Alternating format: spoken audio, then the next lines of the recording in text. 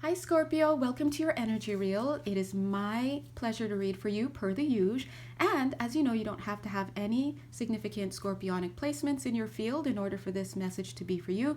And you don't have to be watching at the time that I've published it in order for these messages to be for you. If you feel called to, please go ahead and contact me here. You can find all of the information that you need in order to contact me and my spirit team, yay, on my Etsy page, okay? If anything doesn't resonate, I would invite you to back pocket it and then to come back a little bit later when you feel called to revisit the information as the energies will have unfolded more. All right, Scorpio, let's go. So Scorpio, I love what I'm seeing here. I know that it's the Nine of Swords, right? The Nine of Swords is representing in this reading of course, the lower frequency energies of misunderstanding. If we truly understand what is, then we are in a state of ecstasy and bliss because there's no problem. That would be true perception, 1 minute, 11 seconds. But anywhere along the line, if there is some form of misperception, perceiving wrongly, having unloving core beliefs, all of that, then that is the breeding ground for what? For sadness, guilt, shame, you name it, for fear. And so that's why there's this saying that if you are still in grief, or if you're still in a space of sadness or turbulence or anything like that, then a lesson isn't done yet. Because the healing isn't done yet. What is the healing designed to do? It's designed to restore your clarity. And you'll know once you get there because you will be at peace.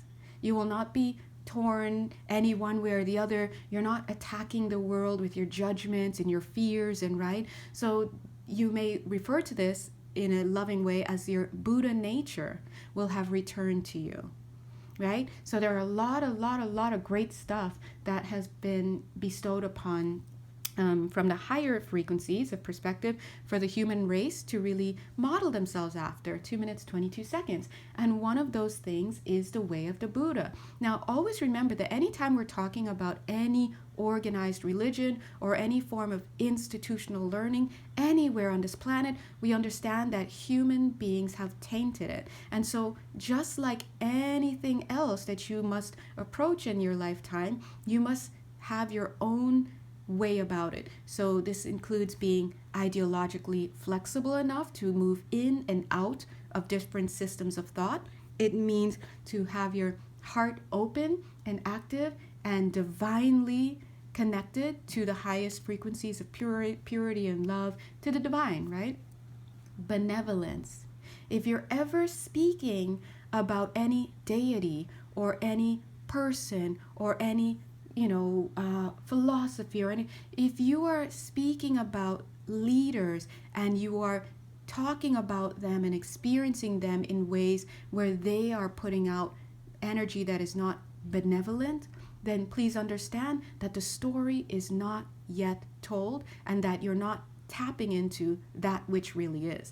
Because guess what? We're here in the human level. So once again, always remember, it's just like the first line of the Tao can be translated into something like the Tao that can be expressed is not the real Tao. In other words, if you can talk about God and divine energy, even as it comes through this channel, understand that you're not actually talking about it. You're not there. You're because always remember that the realm of language is so filled with meaning. How can you receive and understand and really communicate something that is beyond the words of language? We see this all the time when we look at a beautiful, like a baby being born. It moves into the sublime. Beauty is closer to the frequencies of all that is than our language could ever express. You get the point. So you have to get to those places of bliss and the sublime. It gets quiet because that is where it is. Okay, so as we're on this planet, what we're doing, everybody, is that we are once again reaching up in dimension to receive more of who we really are. And in order, as we say on this channel all the time, in order to really embark upon that journey, you must have a divine intention to align with what? With your highest good, with your Buddha nature, with the divinity that is already within you. So we talk about it in terms of reaching outside to pull something in, but what you're actually doing is asking and setting your own intention to allow yourself to receive more of what is already within you. And this is why we understand that God is already within you, right? Because really, there's only one. There's no separation. So these are different levels along, different understandings along what can, I guess we can say, is a spectrum.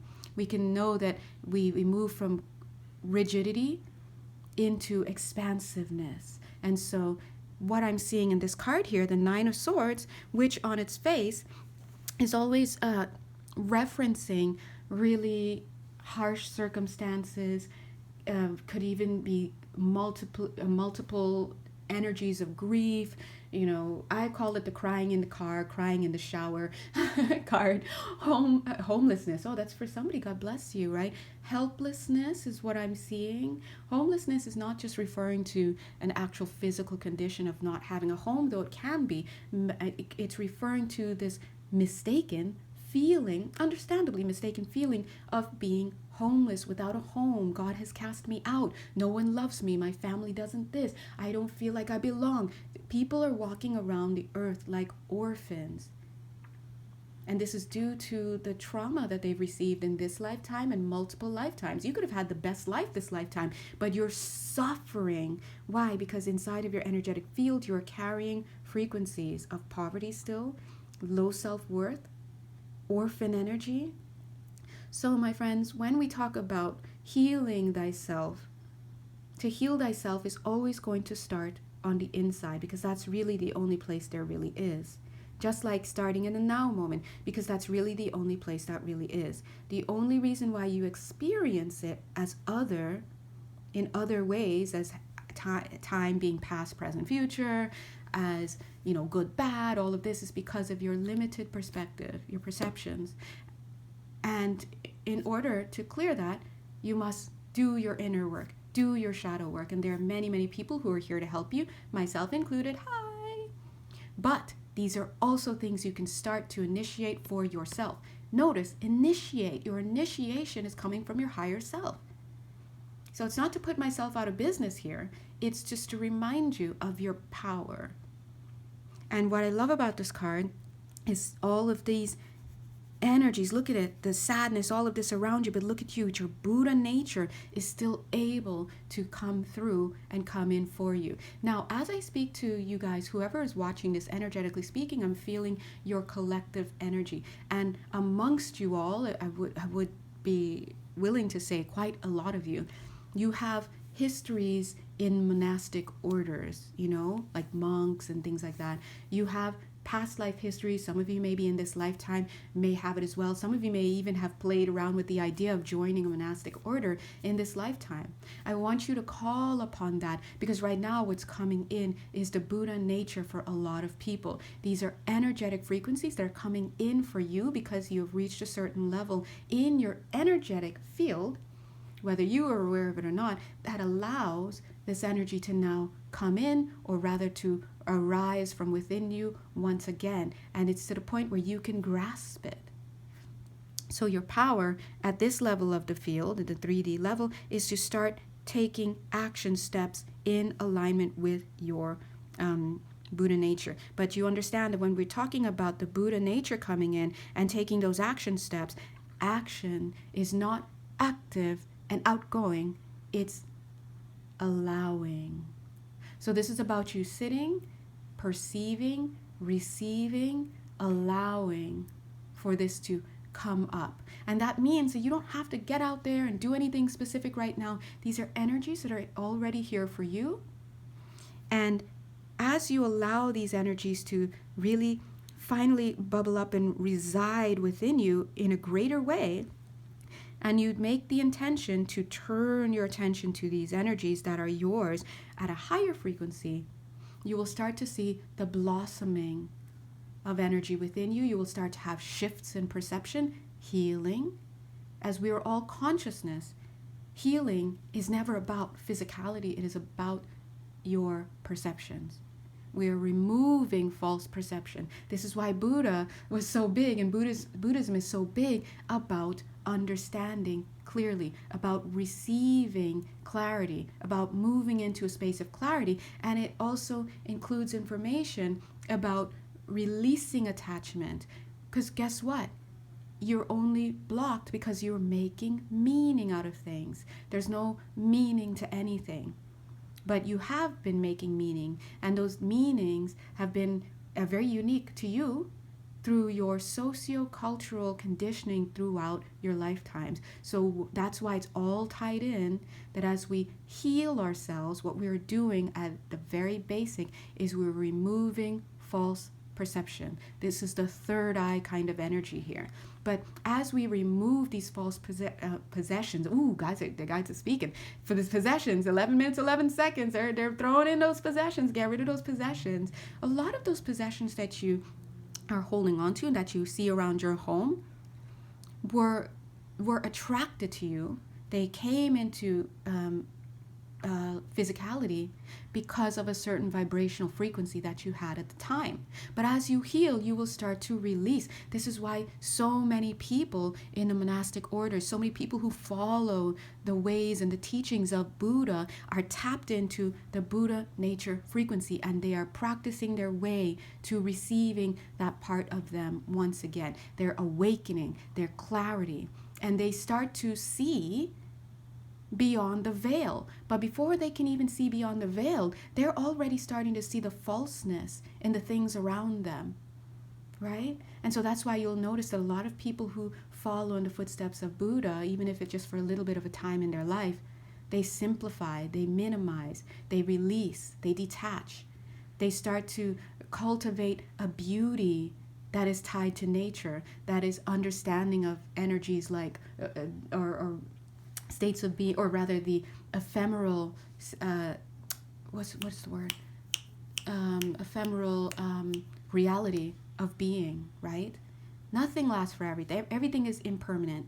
The only thing that's real is love, and the only time that there is the now moment. And think about it, if there's only the now moment, then is there time, right? It's timeless. But in this physical plane, we do have physics that are hallmarks of the third dimension. You, as you awaken to your multi-dimensional nature, your Buddha nature, you are lifting up and out of, look at my throat chakra, it's already, as I lift us up, right? As we lift us up, right? You're lifting up and out of these lower frequencies of learning and conditioning. Boom, get rid of them. And as these go, these old forms, these old meanings that you made on incomplete energies and conditioning and trauma and all of that, nightmare stuff, 9 of Swords, as that gets cleared, 13 minutes, 31 seconds, 1, 3, 3, 1, what are you seeing? You're seeing the reality of what? This. Okay? You are more than your body. So Scorpio, right now, you're going through transformation, transition. And who better, look at the King of Cups, Scorpio. Who better to do this than Scorpio energy? Scorpio, you guys are living and dying a million deaths every day. And you're great with tower movements and tower movements. Yeah, I was going to say tower. I can't even say the word. What I was going to say, I don't know. But they want to use tower movements. You are a master of your domain. What do you think Scorpio, who can see everybody's shadows, including their own, what do you think a scorpionically led person who sees shadows everywhere, who's of the netherworld, who dwells in it, what do you think they're going to see when all their shadows are removed? We only see what we have within. When we move with shadow energy, we make great teachers for others because we can see it.